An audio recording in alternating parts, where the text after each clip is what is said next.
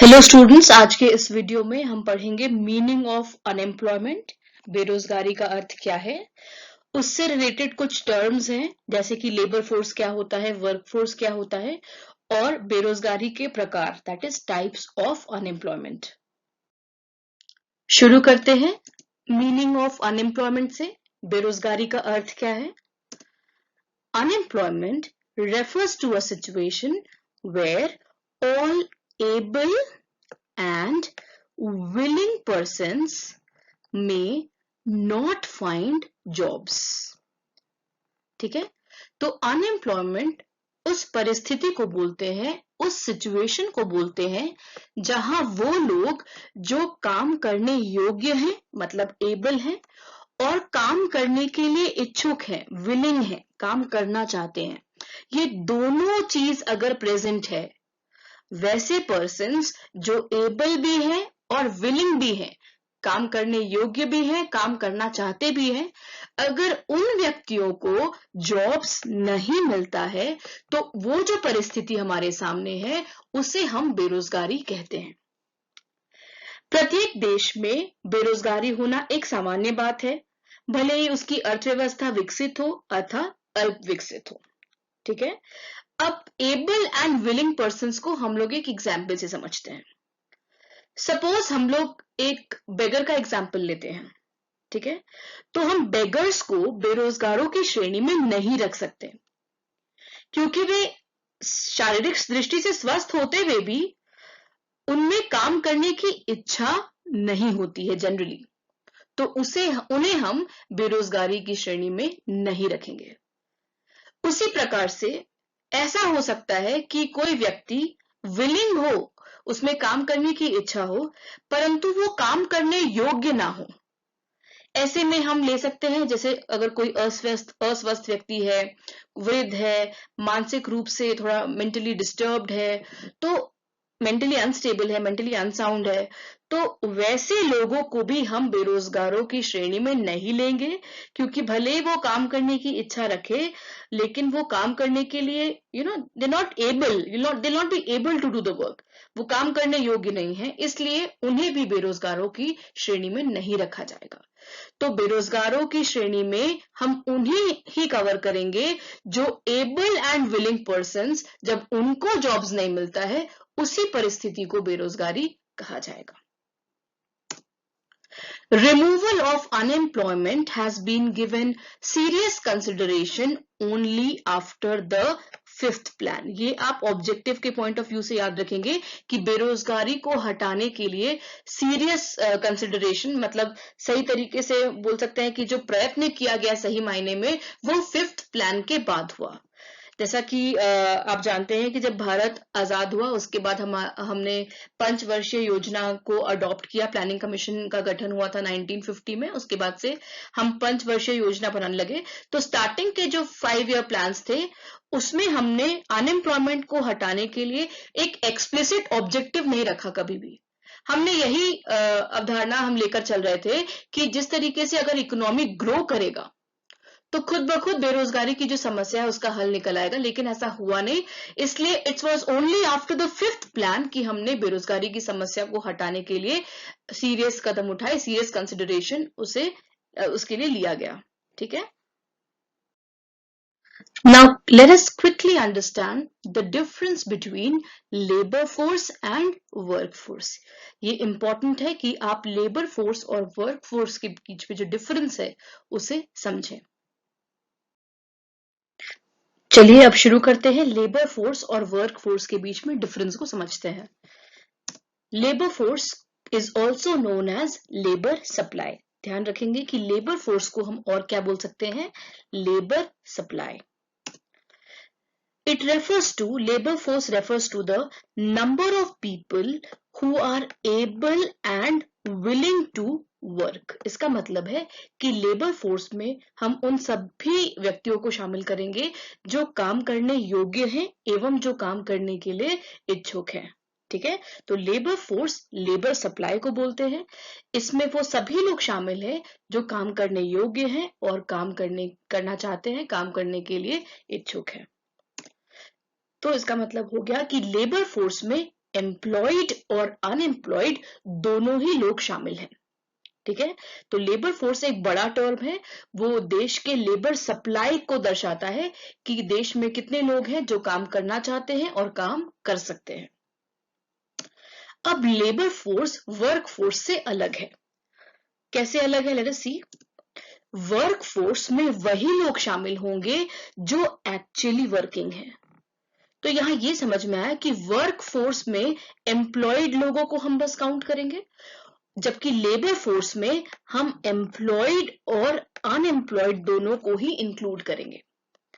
तो हम labour force का जो फॉर्मूला है उसमें लिख सकते हैं कि labour force is equal to work force WF, I'm sorry for the okay, employed person को हम वर्क फोर्स बोलेंगे और अनएम्प्लॉयड, तो लेबर फोर्स का फॉर्मूला हो जाएगा वर्क फोर्स प्लस अनएम्प्लॉयड। इसका मतलब है लेबर फोर्स एम्प्लॉयड और अनएम्प्लॉयड दोनों ही लोगों को शामिल करता है। अब ये जो कॉन्सेप्ट है लेबर फोर्स और वर्क फोर्स का, हम इसलिए इसे समझना बहुत जरूरी है क्योंकि जब आप बेरोजगारी दर निकालेंगे, अनएम्प्लॉयमेंट रेट निकालेंगे, तो आप ध्यान रखेंगे कि हम फॉर्मूला लिखते हैं number of unemployed persons divide by labour force into 100।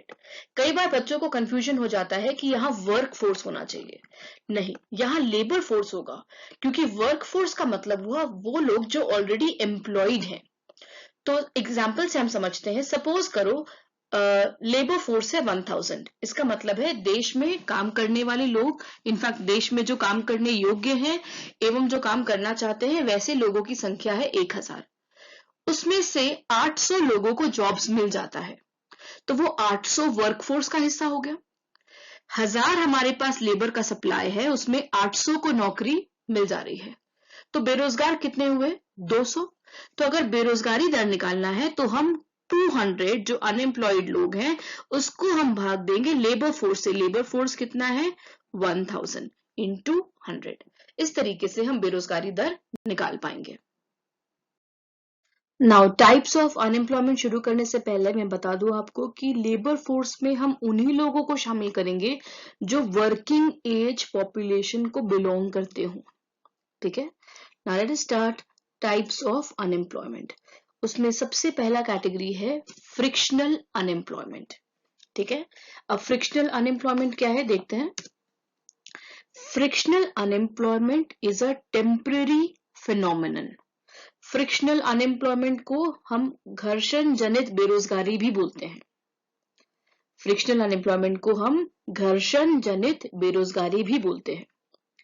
अब ये एक टेम्पररी फिनोमिनन है। टेम्पररी फिनोमिनन का मतलब ये है कि ये अस्थाई है, मतलब ये तुरंत ये सिचुएशन से बाहर निकला जा सकता है, क्योंकि ये जो बेरोजगारी है इसके कारण ही ऐसे हैं। जैसे कि it may result when some workers are temporarily out of work while changing jobs।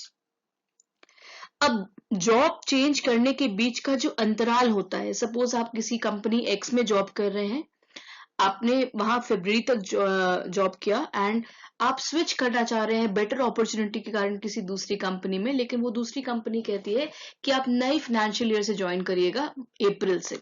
तो ये मार्च का पीरियड है, उस समय तो आप टेम्पररी आउट ऑफ जॉब रह गए, तो दैट इज फ्रिक्शनल अनएम्प्लॉयमेंट, घर्षण जनित बेरोजगारी। ये एक टेम्पररी फिनोमिनन है, अस्थायी है।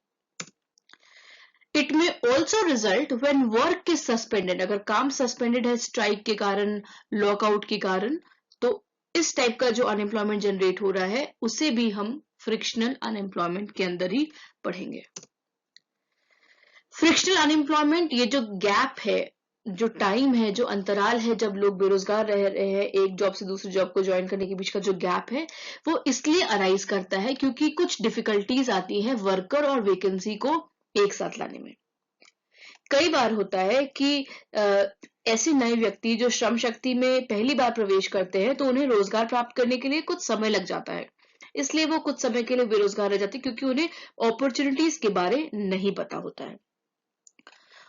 और हो सकता है कि कई बार अपॉर्चुनिटीज के बारे पता हो, लेकिन लेबर की इनमोबिलिटी के कारण, श्रम की गतिहीनता के कारण, श्रम जो है, लेबर जो है वो मोबाइल नहीं होता है एट टाइम्स, वो अपना शहर अपना गांव हो सकता है छोड़ के नहीं जाना चाहता हो सकता है बेटर अपॉर्चुनिटीज अवेलेबल हो लेकिन वो उसके राज्य में ना हो, बाहर किसी अन्य राज्य में हो। तो लेबर के इमोबिलिटी के कारण भी उसके पास अपॉर्चुनिटी है लेकिन क्योंकि वो बाहर जाना नहीं चाहता है तो उसके इमोबिलिटी के कारण वो फ्रिक्शनली अनएम्प्लॉयड रह जाता है। ठीक है, अब हम बात करते हैं साइक्लिकल अनएम्प्लॉयमेंट के बारे में, जिसे चक्रीय बेरोजगारी भी कहते हैं। साइक्लिकल अनएम्प्लॉयमेंट का रीजन है इकोनॉमी में ही होने वाले उतार चढ़ाव। हर अर्थव्यवस्था अप्स एंड डाउन्स को फेस करती है, स्पेशली जब मंदी का दौर आता है तो everything is has a declining trend, growth rate कम होने लगता है, कंपनी के प्रॉफिट्स रेवेन्यू डिक्लाइन करने लगते हैं, इनफैक्ट एग्रीगेट डिमांड वो भी कम होने लगता है।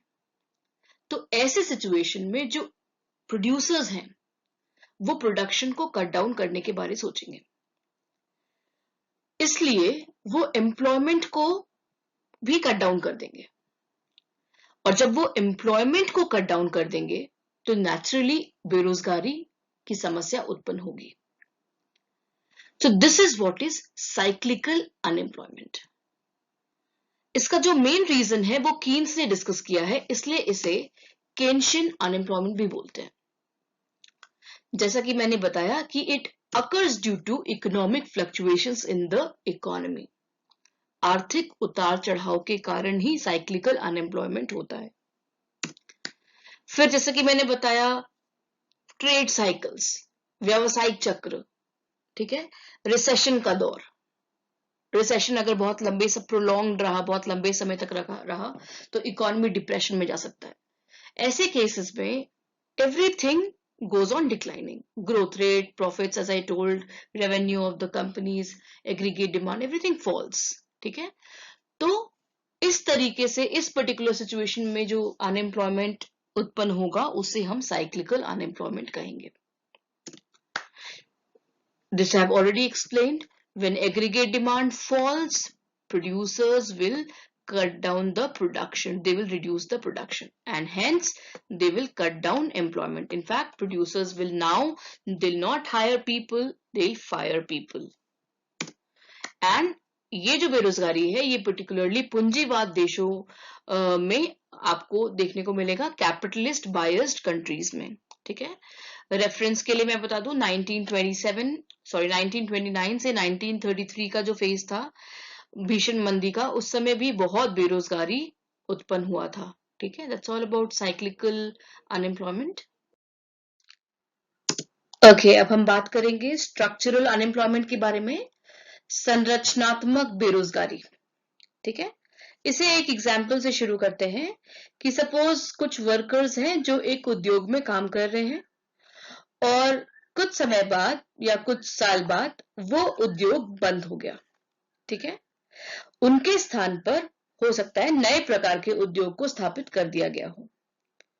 अब श्रमिक जो कि पुराने उद्योग में काम कर रहे थे उनका स्किल सेट अलग था। अब नए उद्योग में जो एडवांसमेंट्स आया है, जो नए उद्योग में काम करने के लिए अलग प्रकार के स्किल्स का रिक्वायरमेंट है, वो श्रमिक के पास नहीं है जो पुराने उद्योग में काम कर रहा था। ऐसी स्थिति में एक मिसमैच क्रिएट हो जाता है, स्किल्स जो वर्कर के पास है और जो नए उद्योग में स्किल्स का रिक्वायरमेंट है। तो नेचुरली जो श्रमिक पुराने उद्योग में काम कर रहे थे वो एब्जॉर्ब नहीं हो पाएंगे और जिससे बेरोजगारी की समस्या उत्पन्न हो जाएगी। ठीक है, तो structural unemployment occurs due to structural changes like industrial reorganization, economy में शिफ्ट्स, टेक्नोलॉजी में इंप्रूवमेंट। ठीक है, जैसे कि मैंने बताया कि there exist a mismatch between the skills worker possessed का मतलब है जो उनके पास था जब वो पुराने उद्योग में काम कर रहे थे, एंड द स्किल जो अभी नए उद्योग में रिक्वायर्ड है। अब कुछ हद तक इस टाइप की बेरोजगारी को रिड्यूस किया जा सकता है अगर हम अपने लेबरर्स को प्रॉपर ट्रेनिंग दे सके ताकि वो नए उद्योग में एब्जॉर्ब हो पाए। Okay, so in this video we covered the meaning of unemployment, how labor force is different from workforce, and the three important types of unemployment as per your syllabus: structural unemployment, frictional unemployment, and cyclical unemployment. In the next video, we will be talking about the concept of full employment and natural rate of unemployment. Just in case you have any doubt relating to this particular video, you may drop a query in the comment section of the video and I'll get back to you as soon as possible. Thank you.